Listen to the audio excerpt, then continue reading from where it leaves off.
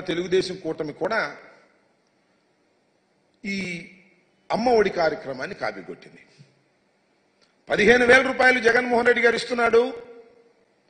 కేవలం కుటుంబంలో ఇద్దరు చదువుకుంటే, ముగ్గురు చదువుకుంటే, నలుగురు చదువుకున్నా ఒక్క 1,500 ఇస్తున్నాడు. 15,000 మమ్మల్ని అధికారంలోకి తీసుకురండి. కాపీ కొట్టడమే కాకుండా కొట్టారు. కొట్టనేయండి. ఒక మంచిదాన్ని కాపీ కొడితే తప్పేం లేదు.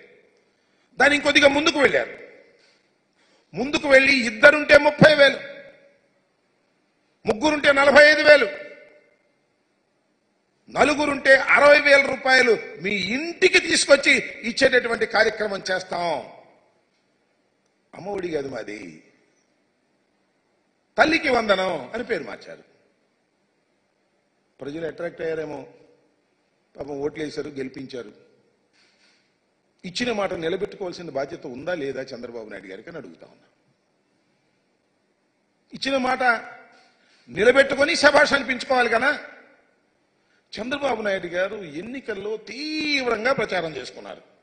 జగన్మోహన్ రెడ్డి గారు ఒక్క పిల్లవాడికే ఇస్తున్నాడు, నేను వస్తే నలుగురికైనా ఇస్తా, ఐదుగురికైనా ఇస్తా, ముగ్గురికైనా ఇస్తానని చెప్పేసి ఒక చంద్రబాబు నాయుడు గారే కాదు, కూటమిలో ఉన్నటువంటి అందరూ కూడా ప్రచారం చేశారు.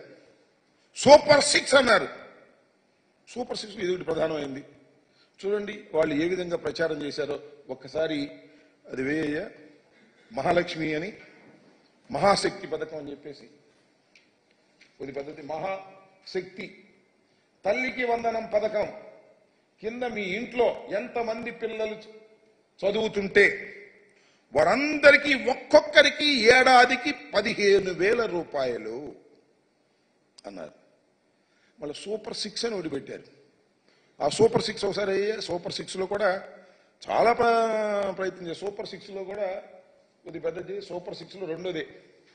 ఆ సూపర్ 6లో చాలా పెట్టారనుకోండి. ఆ సూపర్ 6కి సంబంధించి యువతకు 20 లక్షల ఉద్యోగాలు, నెలకు 3,000 నిరుద్యోగ భృతి. సరే ఇస్తారో లేదో చూద్దాం. ఇది స్కూలుకు వెళ్లే ప్రతి విద్యార్థికి ఏడాదికి 15,000 రూపాయలు. మేమిస్తుంది ఏంటి జగన్మోహన్ రెడ్డి గారు? ఎంతమంది పిల్లలు వెళ్ళినా 15,000 రూపాయలు. కానీ మేము అధికారంలోకి వస్తే, కూటమి అధికారంలోకి వస్తే ఎంతమంది పిల్లలు వెళితే అంతమంది ఇంటూ 15,000. ఇద్దరు వెళ్తే 30,000 ఈ రకంగా చెప్పుకొచ్చారు. ఇది వీటిలో పెడతామే కాదు, ఎన్నికల ప్రచారాలకు వెళ్ళినప్పుడు ఎంత బ్రహ్మాండంగా చెప్పారో. ఇంటింటికి వెళ్ళి ప్రచారం చేశారు.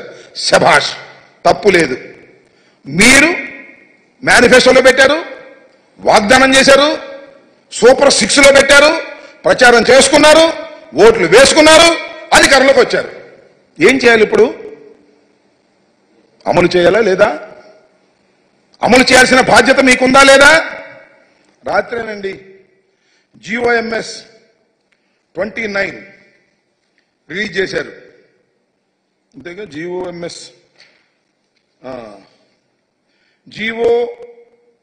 నెంబర్ 29 రిలీజ్ చేశారు.